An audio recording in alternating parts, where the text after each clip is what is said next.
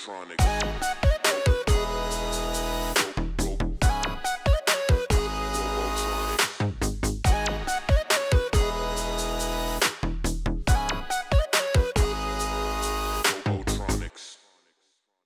guys, today I'm going to be showing you how to make Vexen's shield, the Frozen Pride from the Kingdom Hearts series. Let's get started. The first thing I need to do is make a template. In order to do that, I take some masking paper, cut out a sheet, and fold it in half.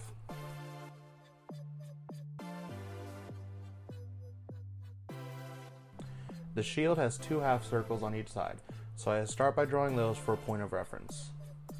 Once I have the circles drawn out, I draw the rest of the shield. Once I have the shield drawn out, I then cut out the template, and then I cut the template in half. I use one half of the template to start drawing it out on some 10mm foam. I then begin to start cutting out the shield, cutting the center line at a 45-degree angle. Once I have both pieces cut out, I can start gluing it together. In order to glue it together, I use contact cement. The way contact cement works is you put some on both sides of whatever you're gluing together, and you let it dry up a little bit to where it gets tacky, and then you can glue it together. Once the shield's glued together, I start working on the edge pieces. I cut the edge out that's going to be glued onto the shield at a 45-degree angle to give it a nice beveled look. Once all the edges are cut out, I use contact cement to glue them to the shield. When using contact cement, you do need to be careful because once you glue it onto something, it's almost impossible to take it apart without ripping the foam. If you want to learn how to unglue something once you contact cement it together, I do have a tutorial on how to do this. I'll leave a link in the description below. In order to get the top of the shield, I take some more 10mm foam and trace out on the edge that's going to be connected to it. I then cut the edge out on a 45-degree angle and glue it onto the top of the shield.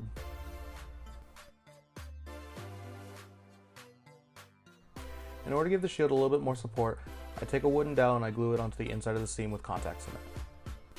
I then use some foam clay to cover up the wooden dowel to both hide it and to make sure it stays onto the shield.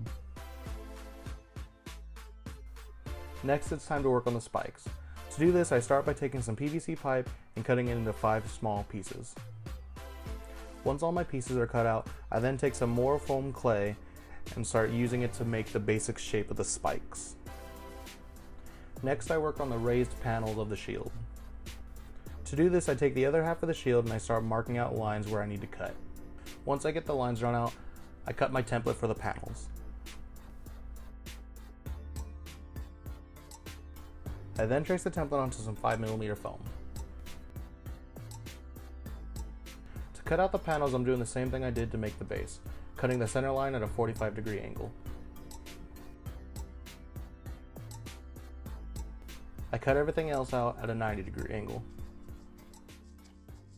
Once all the panels are cut out, I then mark exactly where I need to place them so I know where to use contact cement.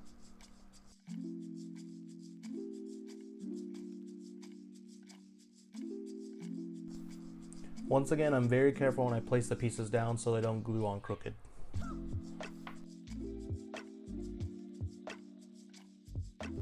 When gluing over big spaces like this, what I like to do is I actually pour the contact cement onto the piece and just spread it out with a brush. I find that it saves more time doing it this way.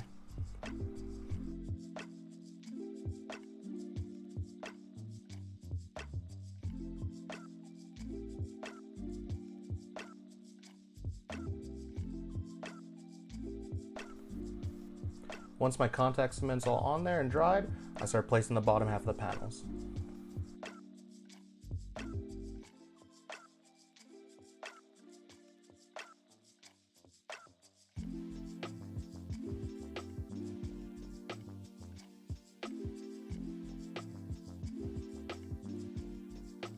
Once the panels are on, I use some foam clay to try to fill in the gaps. After a couple days, the spikes are done curing and I start dremeling them more into shape. Next, I start tracing out where I need to drill the holes to place the spikes in. Once I have all my lines drawn out, I then take a hole cutter and start drilling the holes into the top of the foam.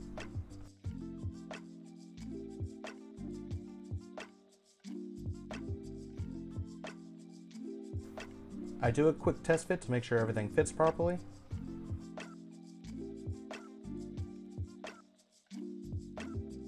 And then I cut the base of the PVC down a little bit.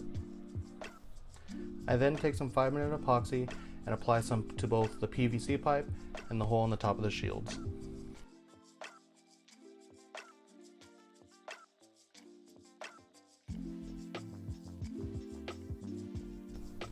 Next, I work on the handle. In order to do this, I take some more of the PVC pipe and I use my heat gun to heat it up. Once it's heated up enough, I then bend it at a slight angle.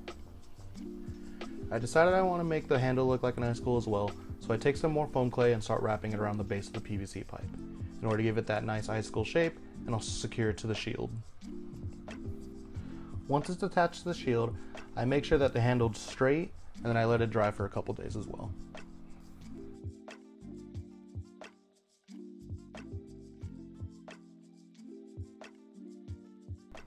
I use some water to smooth out the foam clay and make sure it sticks to the shield.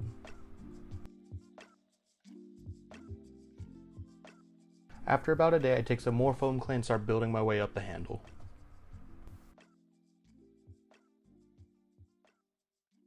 Next, I take some flexible spackle and start filling in the seams of the shield properly. I use water as well to help thin out the spackle.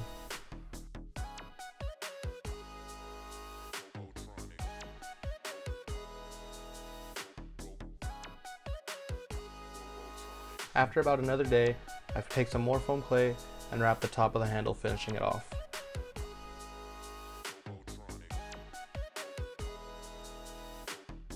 Again, I use some more water to help smooth it out and blend it together with the foam that's already there.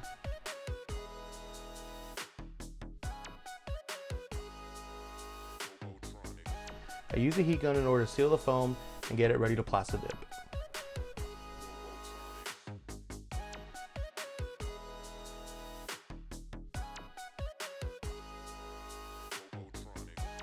I then use a couple layers of plastic dip to really seal the foam and get it ready to paint.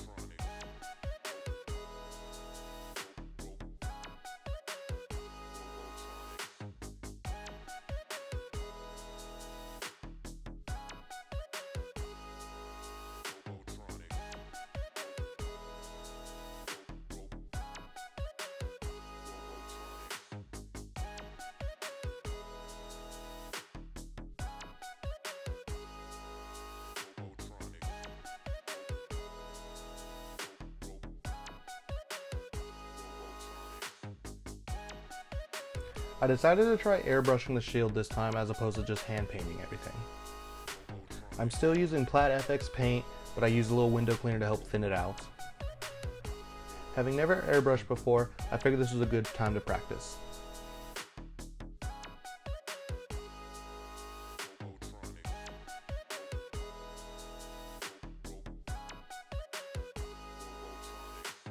I then start masking off the shield in order to get the edges.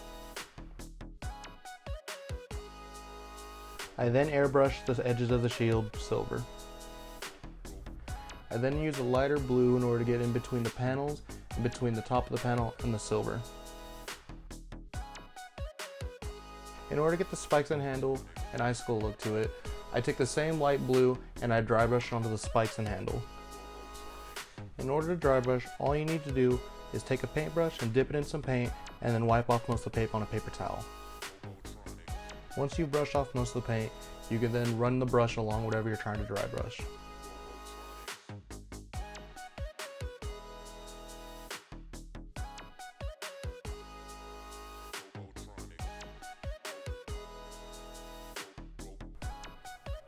If you like this video, please like, comment, and subscribe. If you have any ideas of what I should make next, please leave it in the comments below. Or check out some of the other projects that I've done. Thanks guys, and I'll see you all next time.